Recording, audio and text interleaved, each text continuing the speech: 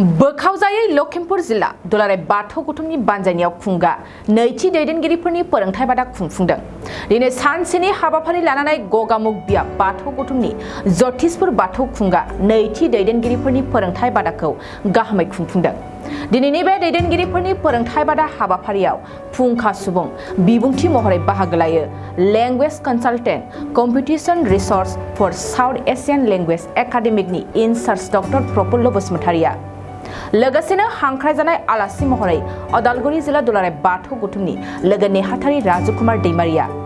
बे बादायाव गुबुन गुबुन आफादनि दैदेनगिरि आरो बिबानगिरिफोरखौबो बाहागो लादों। गगामुगनिफ्राय बिमल गयारिनि रिपर्ट बडलेण्ड बुब्लि। जिल्ला दुलाराय बाथौ गौथुमनि नोंथाङा आफादगिरि जानानै दिनैनि नैथि दैदेनगिरिफोरनि फोरोंथाय बादा बेयाव माबायदि सोलिगासिनो सार? गिबियावनो बडलेण्ड बुब्लि बे रादाब बुथुमगिरि बयनिसिमबो हामलायनाय जासिबाय, गोजोननाय बावहरग्रोबाय। बे बोखावजायै लखिमपुर जिल्ला दुलाराय बाथौ गौथुमनि नैथि दैदेनगिरिफोरनि फोरोंथाय बादा बेखौ जों गोबां नोजोर होनानै खुंनाय जादों। गासै दैदेनगिरिफ्रानो थानो गोनां गुनफ्रा थाजोबा, जायनि जाहोनाव आफाद सामलायनायाव बा आफाद सोलिनायाव खुंनायाव गोबां जेंनानि मोगा मोगि जानो गोनां जायो। बेखायनो जाहाथे जोंनि बे बोखावजायै लखिमपुर जिल्ला दुलाराय बाथौ गौथुमनि गागि आफादजों लोगोसे बियाबफोरनि गासै बिबानगिरि दौरि लाइमोन माइनाव गासै बिबानगिरिफोरनि माबायदि जोङो बिथां दैदेनगिरिफोरनाव मा गुना थानो गोनां, कुवालिटिया थानो गोनां, बेखौ फोरोंथाय होनो थाखायनो जोङो आलासि महरै बा फुंखा सुबुं महरै डक्टर प्रफुल्ल बसुमतारी बिथांखौ लिंहरनाय जादोंमोन आरो बिथाङा गावनि बिबुंथियाव हानायमानिखिनिखौ गावनि जा रोंगौथि दङ बे रोंगौथि थानायखौ बिथाङा जोंनो मोजाङैनो रोखा रोखायै फोरमायनानै होदों। बेनि थाखाय बिथांसिम रोजा रोजा साबायखर थाबाय आरो मोजां मोनदों बेखौ खुंनो मोननानै आरो आसा खालामो बेबायदि दैदेनगिरिफोरनि जा फोरोंथाय बादा बेखौ जोंनो नांगौ। फ्राय जोङो बोसोरसेयाव खनसेखौ लानो नाजाबाय थादों, थांखि लादों। बेनि अनगायैबो गोबां हाबाफारि दङ, नाथाय गुबै मावनो गोनां हिसाबै जों दैदेनगिरिफोरनि गेजेराव जुदि गुनानो थायाब्ला, दैदेननायनि गुनफ्रा बे थायाब्ला जोंहा आफाद सालायलांनायाव जोबोद जेंना जायो। बेखायनो जों सिगांग्रो बेखौ बांसिन गोनांथिखौ नोजोर होनानै बे हाबाफारिखौ लानाय जादों आरो। मोनबेसे दखरा जों बे हाबाफारियाव दिनै बाहागो लादों? बे बोखावजायै लखिमपुर जिल्ला दुलाराय बाथौ गौथुमनि बेंखनाव जों दानानै होजानाय गासै मोनस्नि बियाब आफादफोर दङ। जेरैहाय फारियै जुनाय बियाब, गेजेर जुनाय बियाब, सिमेन्ट सापरि बियाब, सिलाफोथार बियाब, धेमाजि बियाब, बरदलनि सिगाङाव बरदलनिमोन, नाथाय दायो मुंखौ सोलायनानै गगामुग बियाब बाथौ गौथुम दानाय जादों आरो मोनसेया जाबाय जोबथारनाया लखिमपुर बियाब बाथौ गौथुम। बेसेबांसो सोद्रोमाफोरा बाहागो लादों? बेवहाय दिनै जेरैबायदि जों आसा खालामनानै लिंहरदोंमोन बेबायदियैनो फैदों, जोबोद गोजोननाय मोनदों। गासै फ्राय 200सो मावथि बिबानगिरि बिथांमोना फैनानै बाहागो लाफैदों, जोबोद गोजोननाय मोनदों, जाफुंसारदों होननानै आं साननानै लादों आरो। दैदेनगिरिफोरनि फोरोंथाय मावबादा बेयाव मा थांखिखौ लानानै सावरायनाय? जोबोद साबायखर। गिबियाव बडलेण्ड बुब्लिनि नायगिरि खोनासंगिरि बिथांमोननिसिम जोंनि बिथिंनिफ्राय गाहाम हामग्लायनाय जासिग्रोबाय। बेयाव दा बोखावजायै लखिमपुर जिल्ला दुलाराय बाथौ गौथुमनि खुंगा नैथि दैदेनगिरिफोरनि फोरोंथाय बादा सोलिगासिनो दं जतिसपुर बाथौ सिबिसालियाव गगामुग बियाब बाथौ गौथुमनि बानजायनायाव। बेयाव गासै 7 बियाब गौथुमफोरनिफ्राय दैदेनगिरि बिथांमोन बाहागो लाफैदों। आरो गासै 150सो मावथि बिथांमोनहा गोसो गुदुङै बाहागो लाफैनायखौ जों नुनो मोन्दों आरो बेयाव आङो दुलाराय बाथौ गौथुमनि सोलोंथायारि बिथानि जानानै फुंखा सुबुं महरै बाहागो लाफैनो हादों बा नुजाथिफैदों आरो बेयाव जों थांखि लादों दि थांखिया बेनोदि बिथांमोनहा जोंहा बियाब लेभेलाव जिल्ला लेभेलाव जाफोर मावथि दङ दुलाराय बाथौ गौथुमनि बिथांमोनहा मा असुबिदाफोर थायो मा खामानि मावनांगौ थायो बेफोरबायदि अर्गेनाइजेसनेल बा गौथुमारि खामानि दामानि मावनायाव जों बोरैहाय साबसिन हामसिनै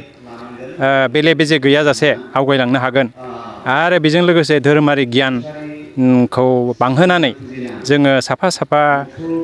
मोजां सुबुं जौगालु सुबुं जानायजों लोगोसे गावनि न'खरखौ मोजां खालामनाय गावखौ मोजां खालामनाय आरो समाजखौ मोजां खालामनाय बेफोरबायदि बिथिं लानानै आयदा लानानै जों बे मावबादाखौ खालामदों। नोंथांमोना मोनसे बोसोराव मा थांखिखौ लानानै खामानि मावलांदों? गुबैयै जोंनि थांखिफ्रा माबायाव बावनाय थिनाय जेरै जोंनि धोरोम सिबिनाय बेफोरखौ जों फोसाबनो नाजायो आरो बोसोराव बेफोरबायदि जोंहा थांखि थायो जे जोङो देग्लाय ओरैबायदि खामानि मावगोन हमना ला बेफोरबायदियाव थानसालि लुनाय आरो गामिनि फुन्जिखौ मोजां खालामनाय आरो बिनिफ्राय मा मावलांगोन बेफोरनि भिजन बानायनाय बा मिशन बानायनाय नैबेफोरबायदि थांखिफोरखौ जों बेफोरबायदि मावबादानि गेजेरजों फोरोङो बा सोलोङो। बाथौ धोरोमा मोनसेयानो नाथाय जों मोननै मोनथाम जानायखौ नुनो मोन्दों बेखौ खौसे खालामनो थाखाय माबायदि राहा लादों? जोबोद मोजां सोंथि बेयो नोंथांनि बाथौ धोरोमा दा गोदो गोदायनिफ्रायनो सोलिबोनाय नालाय बेयो बहुत गोजाम मोनसे धोरोम आरो बेयाव जोङो एसे आलादा गुबुन जायगायाव गुबुन रोखोमै बा बहाबा गुदि बाथौ बहाबा बिबार बाथौ बा गोदान बाथौ बेबायदिबो सिबिनाय जों नुनो मोनबोदों आरो गोजौ लेभेलाव गौथुमारि लेभेलाव बा जोंहा मिरु गौथुमनि माबायाव बिनि बागै सावरायलायनाय सोलिगासिनो दङ गुबुन आफादफोरजों आरो दुलाराय बाथौ गौथुमा बयखौबो लेंहरो आसलथे माबा जाबा बोसोरारि कनफारेन्स जायोबा आरो बेयाव जोङो मोजां गाज्रि बा बोरैहाय जों खौसे जानो हागोन बेफोरबायदि खोथाखौबो सावरायनाय जों नुनो मोनो। औ माबोरै जोङो खौसेयाव बोरै खौसेयाव खालामनो होननाय सोंथियाव बेनोदि जे जोंहा जायगा बाथौ सोलोंथायारि बिथाफोर दङ आरो बिनिफ्राय बेयाव फरायसाफ्रा बा गारजेनफ्राथ' बिसोरनो बिनि गेजेरजों आरो बिनिफ्राय सावरायलायनायनि गेजेरजों जे जोंनि माबाया खौसेयानो जोंनि माबाया जों जाय इसोरखौ सिबियो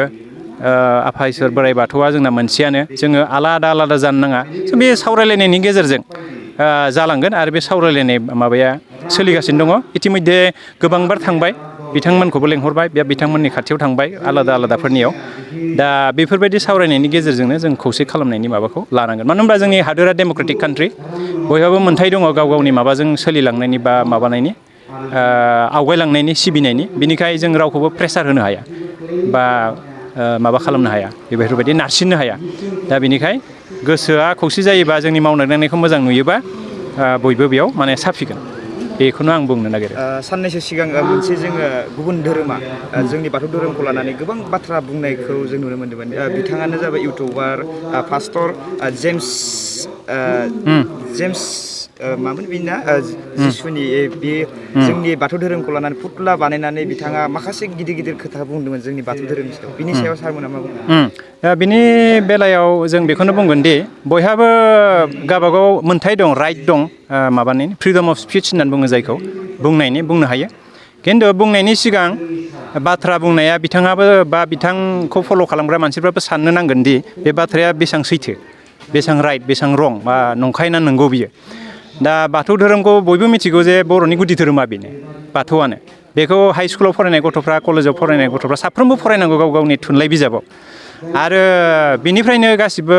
थुनलाइ राव हारिमु गासिबो फैगासिनो दङ खृष्टान धोरोमा जोंनि गेजेराव हाबफैनाया 150 बोसोरल'सो जादों 150 बोसोरनि आगोलाव मामोन बिदिबा बेखौ बिथांमोनाबो बुजिना नायनांगोन जों खौसेमोन माने एकमोन जोंनि धोरोमा माबाया नंगौ जोंनि गेजेराव अनेक गुलाय गुजायबो दंमोन बे समाव गुलाय गुजाया थाखागोन दाबो दं इयुनावबो थागोन थिग बिदिनो खृष्टान धोरोमावबो दं गुलाय गुजाय बे बुंनो हाया जे जोंनि धोरोमानो बेस्ट जोंनि धोरोमानो क्लिन बेबायदि रावबो माने दाबि खालामनो हाया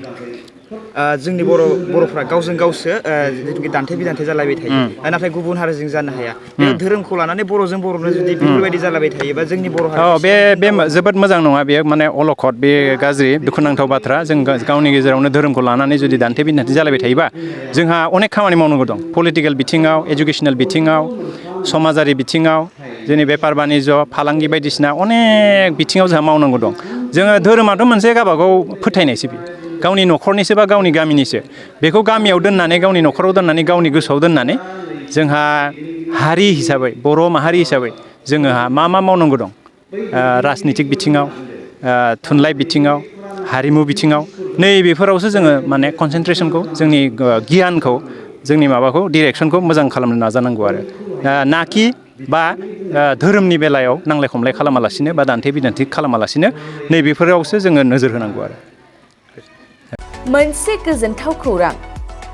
2023-24 सोलोंथाइ बोसोरनि थाखाय 11-12 थाखोनि गोदानै मुं थिसननाय लानानै फैदों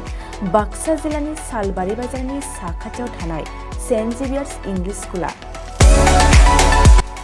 देग्लाय बोसोरनिफ्राय सेन्ट जेभियार्स इंलिश स्कुलाव आर्ट्स आरो साइन्स आयदानि थाखाय गोदानै फरायसाफोरनि मुं थिसननाया दायो सोलिगासिनो बे फरायसालियाव मुं थिसननाया बेसेन नाङै जागोन आरो डेभेलपमेन्ट फिसा 1000 दानफ्रोमबो टिउसन फिसा 1500 रांखौ फरायसानिफ्राय लानाय जागोन बेजों लोगोसेनो जायफोर फरायसाया मेट्रिकआव 90 जौखोन्दोनि बांसिन मोननाय आरो बिपिएल कार्ड थानाय फरायसाया बेसेन नाङाजासेनो मुं थिसननो हागोन बबेखानि 80 जौखोन्दोनिफ्राय बांसिन नम्बर लानानै उथ्रिनाय आरो बिपिएल कार्ड थानाय फरायसाफ्रा मुं थिसननायाव 50 जौखोन्दो फ्रि जागोन बेबादिनो उननि जौखोन्दो लानानै उथ्रिसारनाय आरो बिपिएल कार्ड थानाय फरायसाफोरनो रेहाय होनाय जादों